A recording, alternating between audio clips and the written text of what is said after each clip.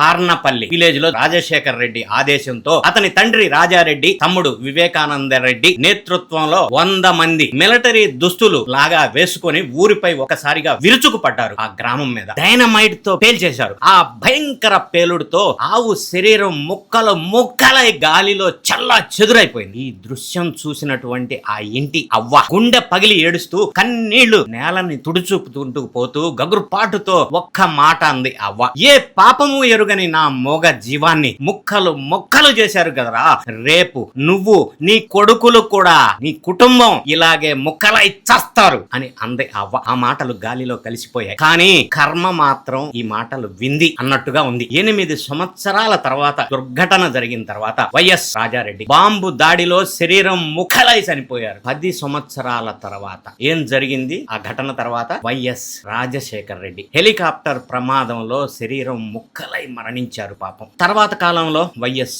వివేకానంద రెడ్డి తన సొంత ఇంట్లోనే సొంత వాళ్ళ చేతులతో గొడ్డలితో నరికి హత్య చేయబడ్డారు. దారుణమైన బాధాకరమైన దుర్ఘటన. ఒక్కొక్కరి మరణం ఆ అమ్మమ్మ చెప్పినట్టు ఆవు ముక్కలైనట్టు ఒక్కటి కూడా తప్పకుండా జరిగింది. పార్నపల్లి ఆలయంలో నందేశ్వరుడి నోటి నుండి గంగా ప్రవాహం కూడా ఆ రోజు తర్వాత ఆగిపోయింది. ప్రకృతి కూడా ఆక్రోశించింది అన్నట్టుగా అప్పట్లో చెప్పుకునేటోళ్ళు.